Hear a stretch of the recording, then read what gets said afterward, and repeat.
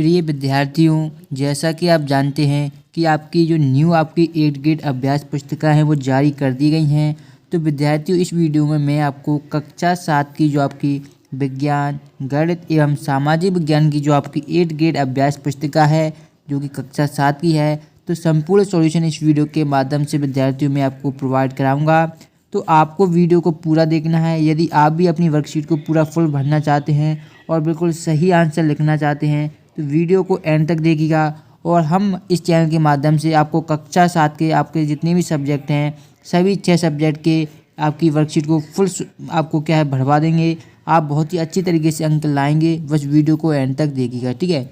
चलिएगा विद्यार्थी, वीडियो को स्टार्ट करते हैं। पहला जो आपका अध्याय है जो कि है आपका पादपों में पोषण, ये आपका अध्याय नंबर 1 है। इसका पहला क्वेश्चन आपका है, आपको बुक होगी तो आप देख सकते हैं कि पोषण किसे कहते हैं, भोजन के प्रमुख घटकों के नाम लिखिए। तो सबसे पहले विद्यार्थियों हमें पोषण के बारे में बताना है। तो देखिए, सजीवों द्वारा भोजन ग्रहण करने एवं इसके उपयोग की विधि को पोषण कहते हैं। यानी कि जो सजीव होते हैं, सजीव आप जानते हैं सजीव और निर्जीव दोनों दो चीज़ें होती हैं। तो जो सजीव होते हैं, सजीव द्वारा जो भोजन ग्रहण करने एवं उसके उपयोग की विधि को हम पोषण कहते हैं। ये फर्स्ट क्वेश्चन का आंसर है। सेकंड था, भोजन के प्रमुख घटकों के नाम लिखिए। तो भोजन के जो प्रमुख घटक होते हैं वो आपके कार्बोहाइड्रेट होते हैं, प्रोटीन, वसा, विटामिन एवं खनिज भोजन के प्रमुख आपके घटक होते हैं। ये फर्स्ट क्वेश्चन का आंसर हो गया।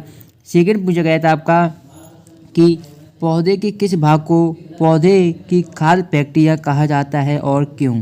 तो देखिएगा, पौधों की पत्तियों को पौधे की खाद्य फैक्ट्रियाँ कहा जाता है। यानी जो पौधे होते हैं उनमें जो पत्तियाँ पाई जाती हैं उनको हम क्या बोलते हैं, पत्तियों को ही हम बोलते हैं खाद्य फैक्ट्रियाँ, ठीक है।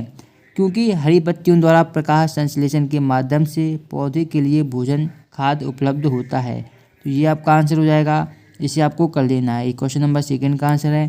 क्वेश्चन नंबर थर्ड आपका दिया गया था कि मरुस्थलीय पादपों में पत्तियाँ सल्क और शूल रूप हो जाती है, क्यों। तो देखिए, मरुस्थलीय पादपों में वाष्पोत्सर्जन द्वारा जल क्षय की कम करने के लिए पत्तियाँ कैसी हो जाती हैं, सल्क अथवा शूल रूपी हो जाती हैं। तो ये आपका क्वेश्चन नंबर 3 का आंसर हो जाएगा विद्यार्थियों। अगला क्वेश्चन आपका दिया गया था जो कि था आपका क्वेश्चन थर्ड का बा कि क्या हरी पत्तियों के अतिरिक्त अन्य वर्ण या रंग की पत्तियां भी प्रकाश संश्लेषण की क्रिया करती हैं।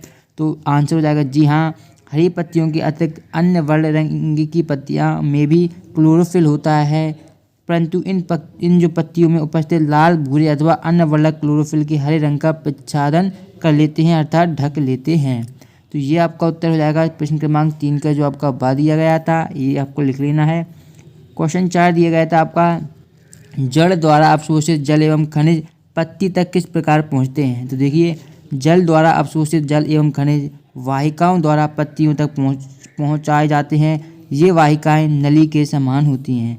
आप जानते हैं जो नली इस प्रकार की होती है, तो इन वाहिकाओं को इसी प्रकार से भेजा जाता है। अगला देखिएगा, लघु उत्तरीय प्रश्न आ गए हैं। स्वपोषी और विषमपोषी को हमें वर्गीकृत करना है। देखिए, जो पौधे अपने लिए स्वयं भोजन संश्लेषित या बनाते हैं हम बोल सकते हैं, ठीक है। संश्लेषित का मतलब होता है जो पौधे स्वयं अपना भोजन बनाते हैं या संश्लेषित करते हैं, ऐसे पादपों को हम स्वपोषी कहते हैं। और ऐसे पौधे जो अन्य पादपों द्वारा संश्लेषित भोजन ग्रहण करते हैं विषमपोषी कहलाते हैं। यानी कि ऐसे पादप जो क्या दूसरों पर हम बोल सकते हैं निर्भर रहते हैं, उन्हें हम क्या बोलते हैं, विषमपोषी बोलते हैं। सीधी शब्दों में अगर बात कही जाए तो ये है, ठीक है। आई होप आप समझ गए होंगे। अब देखिएगा छठा, पादपों में सहजीवी संबंध को उदाहरण सहित समझाइए। देखिए, कुछ जीव एक दूसरे के साथ रहते हैं तथा अपना आवास एवं पोषक तत्व एक दूसरे के साथ बांटते हैं, इसे सहजीवी संबंध कहते हैं। उदाहरणतः कुछ कवक वृक्षों की जड़ों में रहते हैं, वृक्ष कवक को पोषण प्रदान करते हैं, बदले में उन्हें जल एवं पोषकों के अवशोषण में सहायता मिलती है। तो ये आपका हो जाएगा क्वेश्चन नंबर 6 का आंसर। तो इसे आपको अच्छी तरीके से कर लेना है नोट, ठीक है। बहुत ही इस सिंपल भाषा में यहाँ पर आंसर आपको सही बताए गए हैं। परजीवी एवं मृतजीवी को उदाहरण सहित हमें समझाना है। तो ऐसे जीव जो भोजन के लिए अन्य जीवों पर आश्रित रहते हैं, यानी कि जो जीव होते हैं जैसे कि भोजन, उन्हें कोई भी काम भोजन करना, उन्हें भूख लगी है तो वो क्या भोजन स्वयं नहीं कर सकते या स्वयं नहीं बना सकते, वो केवल दूसरों पर ही निर्भर रहते हैं, वो खुद कुछ भी नहीं कर सकते अपने भोजन के लिए। तो ऐसे जीवों को हम क्या बोलते हैं, दूसरे पर आश्रित रहते हैं, परजीवी कहलाते हैं। तथा ऐसे जीव जो किसी मृत या एवं विघटित जैविक पदार्थों से पोषक तत्व प्राप्त करते हैं मृतजीवी कहलाते हैं। तो ये आपको उत्तर हो जाएगा। जैसे कि उदाहरण दिया गया यहाँ पर कवक दिया गया आपको एक एग्जाम्पल, तो इसे आपको कर लेना है। अगला था कीट बक्षी पादप भोजन का भक्षण किस प्रकार करते हैं, सचित्र समझाइए। देखिए कीट बक्षी पादप के पत्ते का जो शीर्ष भाग घड़े के ढक्कन के आकार का होता है, जिसमें अनेक रोम होते हैं जो अधोमुखी होते हैं। जब कोई कीट घड़े में प्रवेश करता है तो वह उसके रोमों के बीच फंस जाता है। घड़े में उपस्थित पाचक रस द्वारा कीटों का पाचन हो जाता है। तो ये हो जाएगा।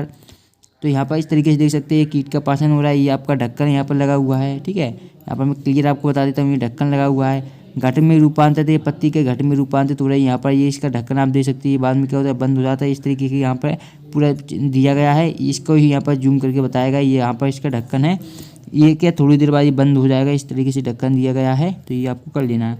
प्रातः प्रकाश संश्लेषण क्रिया का व्यवस्था चित्र बनाइए एवं समीकरण सहित आपको क्या समझाना है। देखिएगा प्रकाश संश्लेषण क्रिया क्या होती है।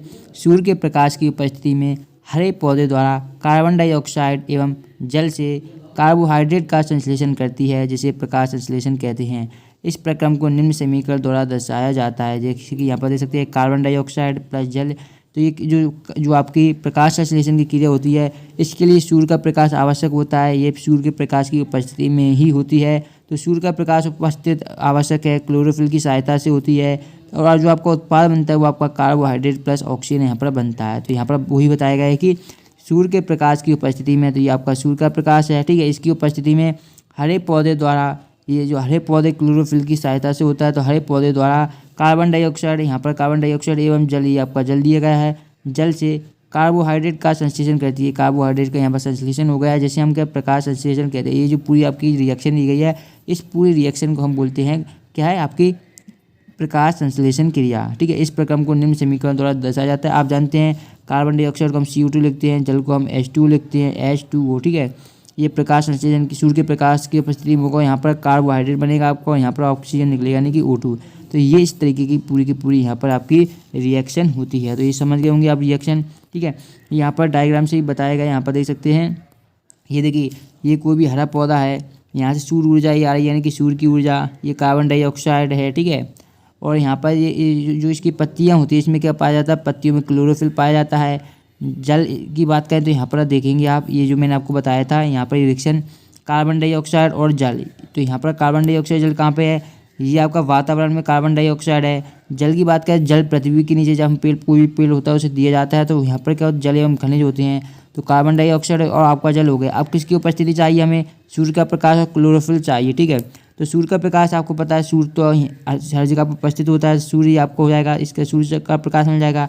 और क्लोरोफिल की आवश्यकता है, तो पत्तियों में क्लोरोफिल पाया जाता है, ये आप सभी लोग जानते ही होंगे। तो आप किस तरीके से पूरी रिएक्शन बन जाएगी जो प्रकाश संश्लेषण किया है, तो इसे आपको लेना है। फिर आता है मृदा में पोषक तत्वों को पुनः पूर्ति किस प्रकार होती है। तो पादपों द्वारा लगातार पोषक तत्वों का उपयोग किए जाने के कारण मृदा में उनकी मात्रा धीरे धीरे कम हो जाती है। इसलिए मृदा को पोषक तत्वों के समृद्ध करने के लिए भूमि में उर्वरक तथा खाद मिलाया जाता है। आप सभी जानते हैं जब हम बार बार फसल बोते हैं तो मिट्टी की क्या गुणवत्ता में कमी हो जाती है, और उसकी गुणवत्ता को बनाए रखने के लिए हम क्या करते हैं, उसमें खाद डाल देते हैं, उर्वरक डाल देते हैं, ठीक है। तो ये यहाँ पर बताया गया है। इसके अतिरिक्त मृदा में नाइट्रोजन की पुनः पूर्ति हेतु फलीदार पादप जैसे चना, मटर, मूंग आदि उगाए जाते हैं। तो ये पूरा कंप्लीट सॉल्यूशन मैंने बता दिया है, जो आपका अध्याय नंबर 1 था, जो कि आपका था। यहाँ पर बता देता हूँ एक बार फिर। ये आपका 8 ग्रेड अभ्यास पुस्तक कक्षा 7 विज्ञान की है। ये आपका पहला पार्ट मैंने कंप्लीट बता दिया है, जो कि आपका पादपों में पोषण।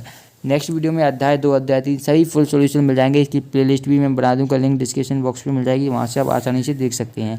हम मिलेंगे इसकी नेक्स्ट वीडियो में, तब तक चैनल को सब्सक्राइब कर लीजिए, वीडियो को लाइक कर लीजिए, और अपने सभी जो फ्रेंड है, क्लोज फ्रेंड है, उनको इस वीडियो को शेयर भी कर दीजिएगा। मिलते हैं नेक्स्ट वीडियो में।